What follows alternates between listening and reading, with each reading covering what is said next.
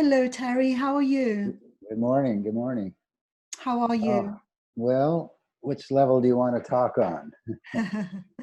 Well, Physically, everything's screwed here, but everything else with me is just fine. So it's yeah, a crazy time. It's like it I feel like is. I landed on a different planet. Yeah, yes. And, and our conversation today about presence and emergence and impact, that is just so relevant to what is happening around us, right? Is it? Yeah, yeah. Um, what's in 500 words or less? What's your take on that? The relevance? Well, I mean, I've done these trainings with yourself, as you know, like 20 years ago it was. Yeah. You used to come to London to do these regular trainings. And so I know that your focus, this whole concept of presence is very important because that you made sure through your trainings that we were alert and that we were aware and that we were sensitive to what was going on around us. And so, and my take on it was that it was simply your presence there as the facilitator that caused a lot of the changes. It maybe it was last time that we had a conversation about creativity, you mentioned the story about this lady talking about having created something from nothing. And Hmm. that presence on stage, it's like that, creating something from nothing simply through your presence. And so that led to the emergence of maybe actions that may not have happened otherwise. And here we are 20 years later having a conversation about creativity, which perhaps the seeds were sown through your presence all those years ago. So that's that's one way of looking at it. That would be a good introduction. Hmm. Yeah. So for you, presence, I know like there's that tangible physical presence, but I know that you're also open to this the concept of the metaphysical presence that can have an influence on us as well. It doesn't always have to be Yeah. tangible presence, right? No, absolutely. Yes. Uh-huh.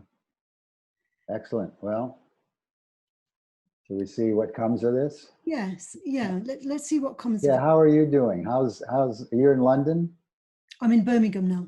Birmingham? Ah, Yes. okay. Yeah, I'm in So Birmingham. we're I don't know how much time you have here. I have about an hour, a Hmm. little over. But I'm talking to people all over the world because I've worked all over the world. And I'm trying to get a sense of what's going on, and Yeah. we're actually thinking of moving out of the United States. Not liking what's happening here. It's not what I grew up with. It's not what I understand. And one of the places we're looking at is England, Cornwall area. Just I've so many friends in England. I probably got more than Los Angeles. Hmm. So what? How do I shorten this? I mean, what do I do? I'm concerned for our health and safety. Yeah, it's And out of and control. I mean, when we talk about emergence is always unplanned, unforeseen, and sometimes it can be overwhelming, right? mhm. And I'm very good. I mean, I'm old enough, been through enough experience now. I'm fine. Whatever happens, I'll deal with it. But I have a younger wife and a young child, and I have a real concern. I'm feeling it. Like, what do I do that will work for them best? Mhm. And I don't have the answer yet. But part of it is, where do we locate? Who are the people I want to be around? Where's the real tribe? Mhm. Where's the people who are. One thing I learned in college wasn't the content of my courses, and I went to one of the best colleges in the world theoretically. Mhm. But the content of the courses I took is long gone, most of it. But what stayed with me that they really emphasized was critical thinking. Which is what I teach too. It's like, don't believe me, check it out yourself. And it's as though the world never learned that now. They're just blindly, they're acquiescing to something they don't understand, bad information, just sheep or lemmings or something. Mhm. And I don't want to be part of that. So I don't have the answer right now. I'm aware that, wow, what do we do with this? Yes. And that's where the process begins, isn't it? Through this admitting, acknowledging that we're stepping into the unknown. And if we are willing to have the courage to step into the unknown, we can't claim to have the answers, because otherwise then we're not stepping into the unknown. Yeah, exactly. Are you recording this right now? Yes, but I will top and tail it, Terry. So let me know. Okay, good. Because some of this is interesting to me. Mm-hmm. I mean, you know, probably the last 15 years of the work I did, I was traveling a lot, 250,000 air miles a year. And a lot of it was in the former Soviet Union countries with a particular client. And I would speak in front of anything from 500 to 15,000 people for anywhere from an hour to 3 or 4 hours. And so I would try to do something experiential and do what I know how to do with a group, but a lot of it was just whatever. But my point is, I never knew what I was going to do. I would just walk on stage and see what was present and go with that. And so you were, you know, relevant to what you were saying earlier, I guess you could describe it metaphysically. A lot of what I would say or talk about is not stuff that I consciously knew. I mean, I knew it somewhere, but it came from a higher place than my brain-mind memory.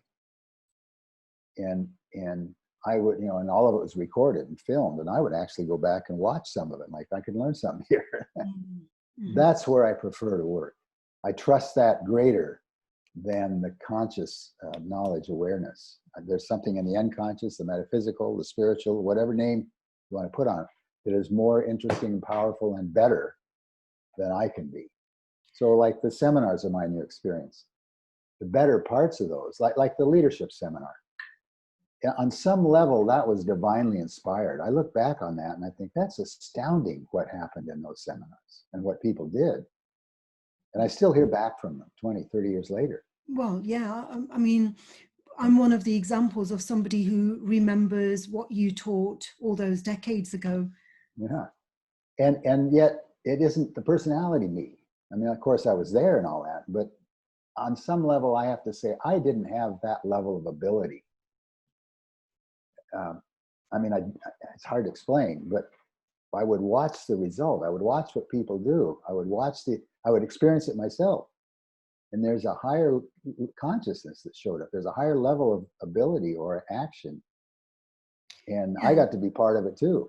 And we're just the tip of the iceberg. I think I remember one of you doing those diagrams where we see the iceberg example. And so the conscious mind is simply that tip of the iceberg. And there's just a phenomenal amount of knowledge and wisdom that is untapped. And when you are on stage, when you trust, when you have the confidence and the courage to tap into that unknown wisdom, that is immense. Mm-hmm. And when you look back at it, it seems as though, well, that wasn't myself, because it wasn't. It was something larger than yourself, wasn't it? That's how I experience it. Yeah. And we can access that something larger. I mean, I was looking at the theme that you're working with now. What was it? Presence, emergence, and impact. Yep. And so I have a habit of, like, I can think about it, but I want to go inside and see what's there with it. And the image that first came to me was a seed. There's a presence in that seed that emerges if in the proper environment, and then it has an impact. Mm-hmm. And so so let's say a seed for a tree, and it can sit dormant in the ground until water happens. I'm in a desert right now, but I've been in the desert. I've lived in the desert in Phoenix, Arizona, the year they had the greatest recorded rainfall they'd ever had, and the first recorded snowfall. So normally they might get 6 inches of rain a year, and this year they got like 20. Mm-hmm. And what happened was the desert bloomed. It was absolutely beautiful. I mean, what always looked brown and muted tones of green, suddenly became colorful. And people started flooding out the town and take pictures of it and get all excited and talk about it. And the whole energetic changed. Mm-hmm. And you know, so there's whatever that is, that's innate in everybody. So in us, the seed I would call the soul. Mm-hmm. There's something in each one of us that could emerge into that beauty. You know, that it would be that colorful, that would create an energy that people want to participate with and be part of. And I think that's, I didn't consciously design it that way, but that's what we were doing in the seminars. Mm. We would provide the environment that would water that innate possibility in each individual. And what happened is they bloomed. I mean, they did astounding things. Mm-hmm. That's right. And there's that that relationship between creating that environment and also locating ourselves to a place where the environment is conducive for our presence to be most creative. So for example, you talk about the US, and maybe for many years the US has been a place where you have been able to thrive and to flourish, but times change, and part of that wisdom is knowing when that environment is no longer the most appropriate for yourself, and then we have to move, and that becomes uncomfortable. You know, change is, it's always easier to stay where we are than to find the courage and the confidence to relocate.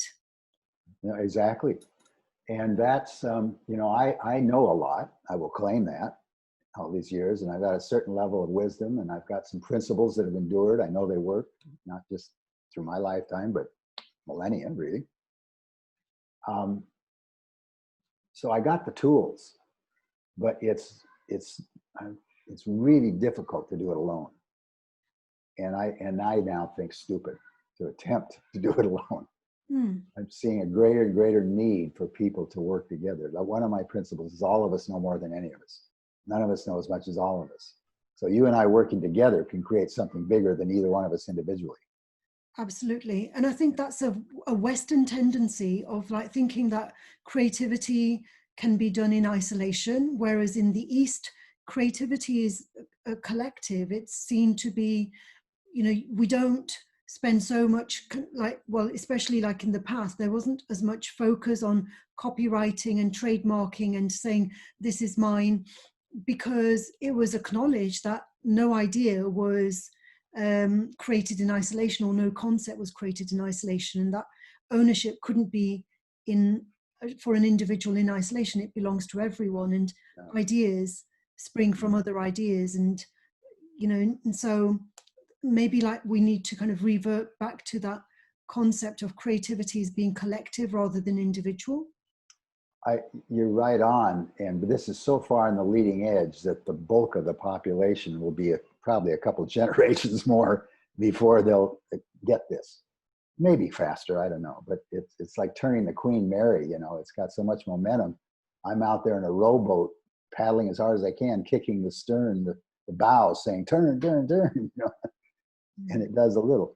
You're right on. I've been seeing for quite a while that we're moving from me to we, and how that's going to form and how long, and you know, all that isn't entirely clear. I just know it's going to go that direction. The pendulum swings. We went so far into the meism, especially in the United States, and the residual of it's very apparent here. I mean, I could go on and on and on. I think the pandemic has exposed it. The pandemic really exposed that independence, you know, rather than interdependence. And in countries where they acknowledge the, you know, the society is very much interdependent. Well, every society is interdependent, but some societies acknowledge that more than others. And in countries where it's very individualistic, then the pandemic is out of control. It you know, the virus doesn't work in isolation. It's interdependent, isn't it? It's certainly brought that conversation to the surface. I mean, my take on it is probably in some circles controversial, but I'm going to say it anyway. I have no concern about the virus. It's a flu. One of my clients is a medical school.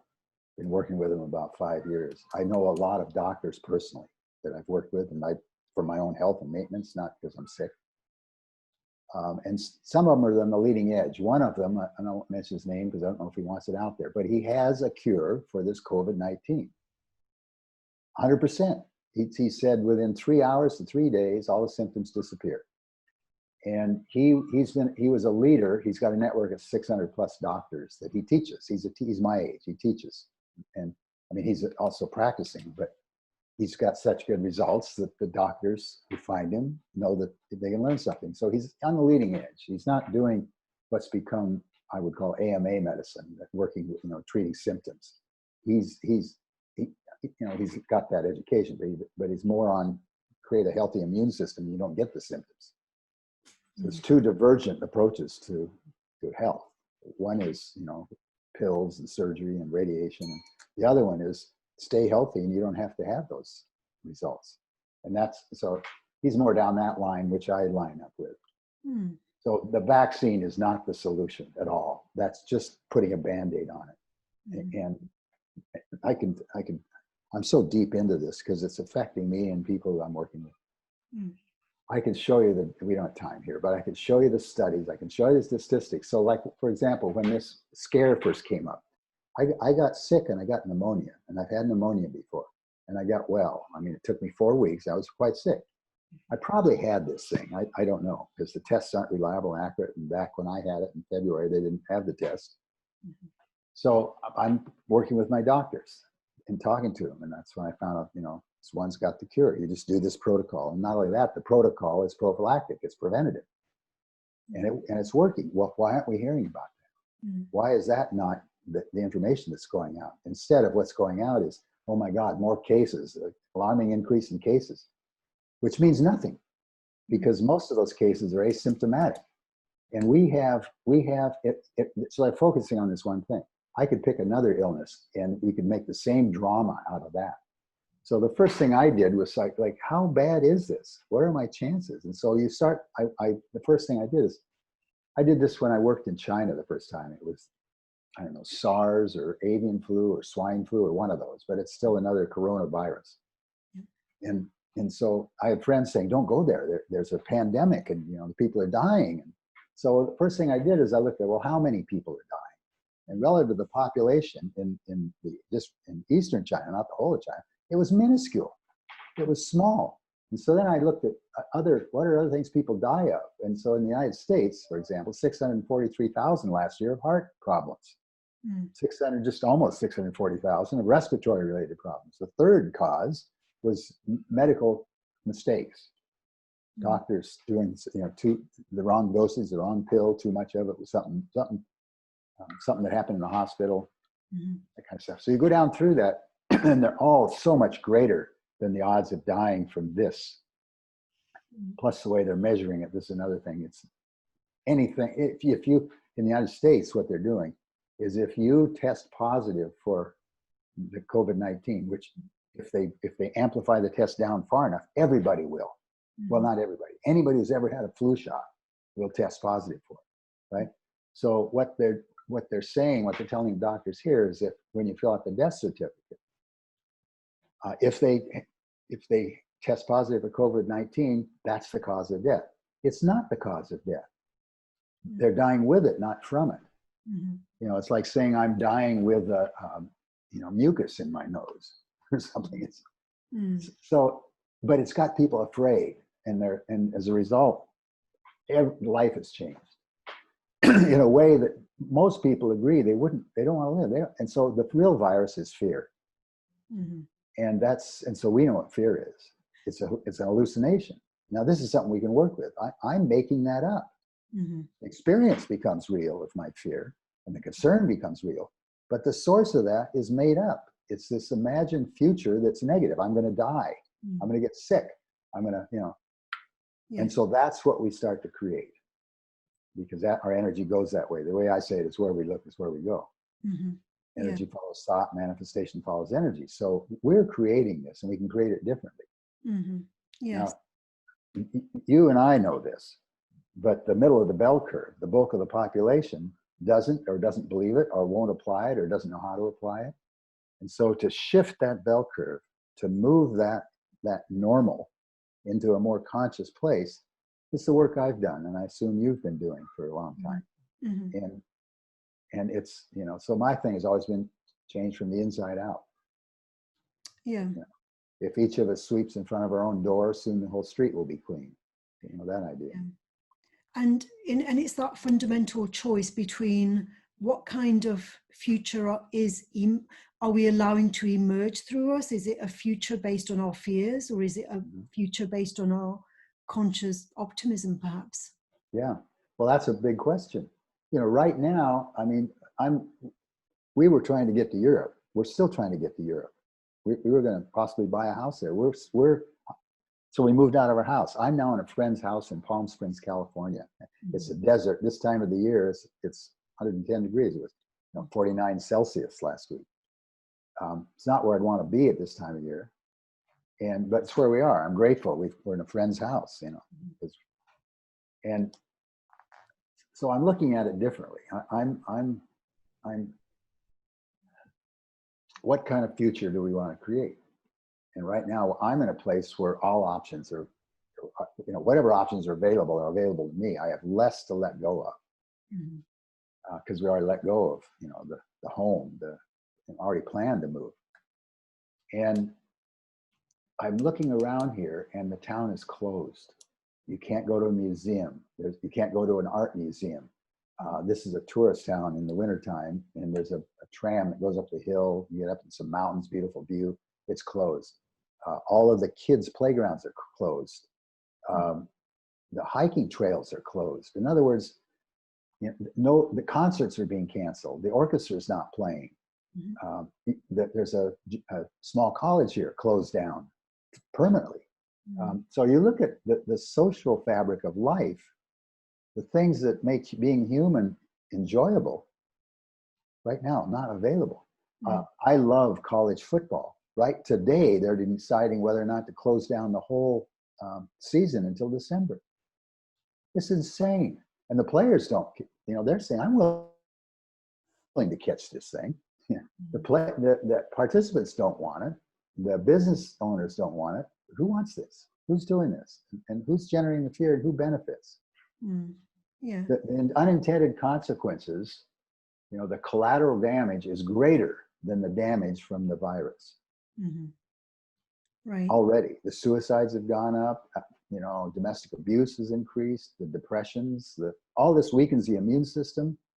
The mask reduces the oxygen you take in, increases the carbon dioxide you breathe, creates an environment for germs. Your immune system reduces. The social distancing, you can't hug somebody, shake their hand. All of these things add to a reduced immune system, which means you're more susceptible to illness. So the result is people are going to get sicker and more people are going to die. Just the opposite of what they say they're trying to do. Yeah. Now, I know this, but there are a lot of people who think I'm crazy. Yeah.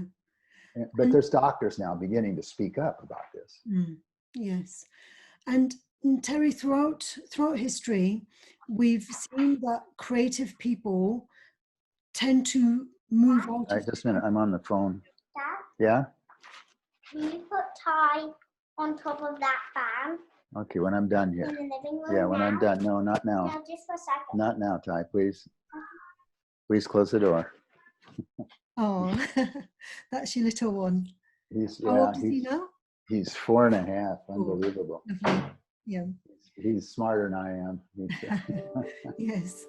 Well, there is some. This is encouraging. Maybe this is relevant. Like emergent, like presence. You know, the children they're always present. And my iPhone broke 2 days ago. Like the screen went black. Yes. Didn't respond to anything. My tech guy said, it's a hardware problem. You need a new phone. And so I was in the process of getting a new phone, and phone's sitting here in the desk. Ty, my 4.5-year-old, walks in. He said, "Can I use your phone?" And I said, "Ty, it's broken." And he said, "Oh, we can fix it." And I said, "Well, yeah, I don't know." And so he puts his hand on it. This is just as true. He puts his hand on it for like 4 seconds, pushes the button, and it goes on.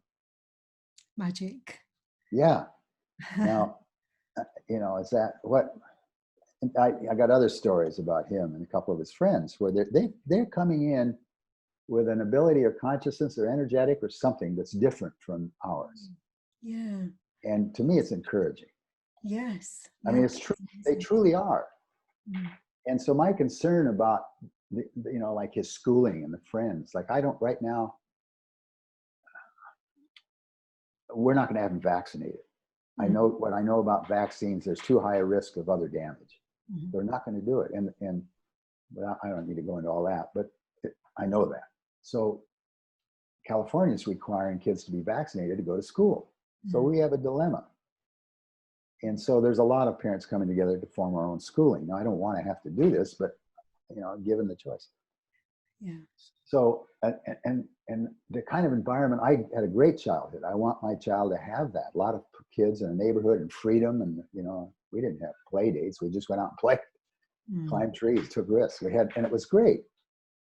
That's not available now. And I'm looking at, okay, what do I need to do? Or do I just accept that he came in here at the soul level, knew what he was getting into, and he's going to grow up in a very different environment, and it's appropriate. You know, all this technology is not my favorite. I'd rather be live with you. I'd rather be in the same room. Yes. Yeah. And earlier on, I was just going to ask you the question about how creative people, very often, they tend to move from their countries of origin. You know, we look at all the creative geniuses in the world, and very often they were immigrants. They left their native country because of the kind of things that are happening now, where they felt this is not the right environment for me. I need to move from here. And so that choosing the location, choosing our environment where we will thrive and flourish is one of the essential fundamental choices. And you say your son, you know, maybe the presence of the new generation, maybe they are equipped already with a certain kind of presence that will enable them to deal with the things that are emerging now. Yeah, I think you're right on. I mean, I'm seeing evidence of that, as the example I just gave, but there's more. Yeah, I'm seeing evidence of that. And I had never thought of it quite this way, but it's right on. Like some of the most creative people will move to a more supportive environment. Yeah, I mean, that may be one of the keys right now. I mean, we're certainly re-examining our environment. I mean, the US was known for freedom. This country was founded on freedom. And you know, we celebrate that July 4th, our Independence Day, freedom. And I'm in the habit now of every July 4th, I reread our Declaration of Independence. Because they didn't teach it to me. I didn't learn it all in school, but I reread it, and it's a marvelous document. It's the beginning of a grand experiment. It's 200 years of started on freedom. And the freedom has disappeared. I wouldn't say completely, but we have now become the very thing we became a country to get away from. And, you know, it's I guess, you know, I'm calling it a grand experiment because it still hasn't been proven to endure. And it looks like it may not right now. So the environment that will support what I do, the work I do, and the people I want to be with, and you know, what we can contribute additionally, is reduced. It's harder now. You know, my thing is, my forte has been large group experiential learning. I know how to work with a group of people to get a result for the group and the individual. And I've done that for 40 some years. So I know how to do that. Can't do it now. Where can I do that? I'm trying to do some of it online. It's not the same. This is 10% of what we can do. Because it's more than just information. Yeah. And So that leads me to the other question about, you know, like virtual presence as opposed to physical presence.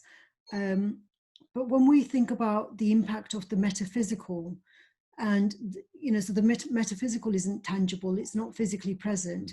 Is it possible in a virtual environment to tap into all these unconscious resources and to make an impact that will transform? Yeah. Another great question. I've had this conversation with many of my peers. Some of them younger who are more adept or started with the technology in the virtual world before I did. And so far, I mean, I have to rely on my experience. Like my spiritual teacher one time, the first time I physically met with him, he said, "I'm not a guru. Don't believe me." He said, "I know what I'm telling you is true, but if you don't, you got to check it out yourself. Validate it with your own experience." I took that to heart. And so far, my experience is that the virtual experience doesn't approach the live physical experience. It isn't the same. Theoretically, it could be. It's, theoretically, because, I think you knew Robert Raz. He was another guy that does something kind of like what I've done. But he just died 3 weeks ago. And we had a memorial for him last night. Yeah, what happened to Raz? He had a heart attack. He had been having some heart problems. He had AFib. I don't know a lot of the detail. Last time I talked to him was last fall. A good man, really a good man. I mean, the way I'm just felt it to myself is I lost a playmate. He was as unreasonable as I've been, more so. So, I mean, the play, the fun in the process, he brought in, and when I worked with him, he brought in that, and that I always enjoyed that. Anyway, we had a memorial for him online last night or morning. One of our themes was unreasonableness. And so we had it's 6 a.m. Greenwich Mean Time, which is to try to accommodate all the time zones. So for me, it was 11 at night. It was, I don't know, a different, odd time. And do you think that anyway, Raz being in a different dimension, he still has a presence? That's what I'm saying. That while we were doing the memorial, or while I was the main guy organizing it, I fell in my lap. I didn't, anyway, as I'm working with that, looking at photos of him, listening to music, remembering, he was very present with me for a day or more, like very present. I can still bring him present now. Now, it's not the same as when we were up in the wilderness climbing rocks or paddling down the Whitewater Rapid or something. It's not that. But the inner palpable experience I can bring back. Even though I preferred up in the mountains or wherever we were doing, on the ropes course or whatever we were doing, it was more, because we're physical beings here. Yeah. And we're, that we have that dimension too. And so as long as I'm here, I want to have fun. I want to enjoy that part of it. I mean, I can go, I meditate regularly, and I go off in that world and sit in my chair and light my candle and love it. But that's different. It's like when we start, how are you? At which level? Yes. I mean, that level, I'm just great. But we're on a physical level as well. That part right now isn't just great for me. So I know the tricks to survive with it, but it's not the way I want it. Yeah. And so what do I do that? I don't have the complete answer. But you're helping me clarify some of it. Maybe this conversation is. But what you said about the creative people who move to another supportive environment, that's suddenly more validated to me by what you said. Somehow I knew that, because we're looking, and I'm a U.S. citizen. I grew up here. I had a great life for most of my life here, and the people the world over wanted to be here. But it isn't the same. And many people I know are talking like I'm talking. Well, where can we go? Yeah. And part of it is to form a tribe of people of like mind, to be someplace together or have access to each other. Maybe we do it online, which is what we're doing now. Yeah.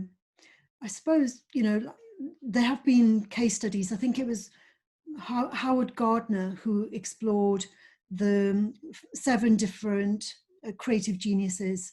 And yeah, he wrote about some of the traits, maybe like it was the courage that they had to leave their native place and move abroad. It does require a lot of courage. It requires confidence, and also that process of adapting to a new environment, and those survival skills. So it could be, no one knows why. We can't have an explanation of, why is it that people, when they move to another country, they tend to be more creative. It could be all sorts of like survival skills, but that is that's the tendency. We think about. The work I've done for years has been labeled leadership. Now, it could have been called many other things, but somewhere way back in the beginning, that's what it was. And it's stayed that way. But anybody who's worked in that area has studied leaders, or in your case, creativity, and are there characteristics in common? Are there qualities that they have that allowed them to be so creative or to be a successful leader or whatever? And so way back then, I started developing my list in my studies. And as I read biographies or met people or whatever, I developed my list of qualities that leaders seem to have. And what emerged for me was, all of those can be learned and developed. It's available to everybody. It isn't, because that wasn't what I thought about leaders when I started. I thought they're just some people who had a better education environment, genes, and they're just natural leaders, Well, yeah, there's those too, but everybody can develop the qualities of leadership. And so that's our work. And as we do that, so like to move to an unfamiliar environment, I used to call it the space between trapezes. You got to let go of one as you go for the other. In that place in the middle, there's no certainty, there's no guarantee. It's ambiguous, and that space most people won't enter into. That's, they look at it and they say it's fearful. What if I don't? What if? And all the negative what ifs, and that's fear. So somehow one of the keys is to learn how do you overcome fear, or how do you use that dynamic for you instead of against you. Mm-hmm. And so we teach positive focus. It's not positive thinking; it's positive focus. Mm-hmm. And then action and all the other stuff. So I look at, and I think there's like 12 lessons to learn in life. This came to me in a meditation, and I got a beginning of a book about it. Yeah. Those lessons we will learn if we don't already know them, and we will learn them through experience. Now, the experience is often not the one we want. So one of those lessons, and I found that anybody, whenever I've talked to someone about this, and they would think of something that's not on my list of 12. What about? And I could fit it into one of those 12. So for example, like one of the lessons is surrender. And somebody says, and so surrender is not quitting, it's letting go of attachment. That's not easy for people. So like somebody moving from the country they've grown up with, and the culture and the language and the customs, into an unfamiliar one requires surrender. And it requires other things too. And then someone says, well, what about sacrifice? And I say, well, I'll fit that into my surrender category. That's part of the process. So maybe you'd label that category differently, but all the things in that category, and so what is it that, what is it so that somebody like Wernher von Braun, probably the most responsible for our space success in the United States, came from Germany to here. Yeah. Leaving Nazi Germany to come to here. So what is it that moved him? And often what I see is so often when people get sick and tired of being sick and tired, they move. In other words, it's got to get bad enough. I had my first wife was an alcoholic. It was hell. And it just went down, down, down. And I thought, and so I knew nothing about that. I had no exposure. And I think it was called, excuse me, Al-Anon. Anyway, there's a thing for spouses of alcoholics. To get some education. And what I heard is there's nothing you can do for them until they get to the bottom. Well, I thought the bottom was way back there. It was like, could it get any worse? And unfortunately, for many people, that's what it takes. Yeah. Now, can you make can you start swinging the pendulum back another direction sooner? Yes, there are ways. That's a lot of what we can teach. We can save people some of the misery and aggravation, but some of them have to go that far. The other thing that can move people is to see off ahead something so compelling that I'm just finishing, it's taken me 10 years, but a book I call The Call. And I interviewed 74 people who are living lives of purpose and meaning and contribution, and focused on that. Did you receive a call? How did you know to do what you're doing? Was there a moment that you committed to that's led you down this path to the great results you have, and focus on the, was there a call? Every story I love, everyone are wonderful. I mean, fascinating to me. And almost every one of them said something to the effect of, I couldn't not do it. It was so compelling. It was something inside of them that was so desirable. That's a lot more fun than getting beat by a stick to move. Yeah.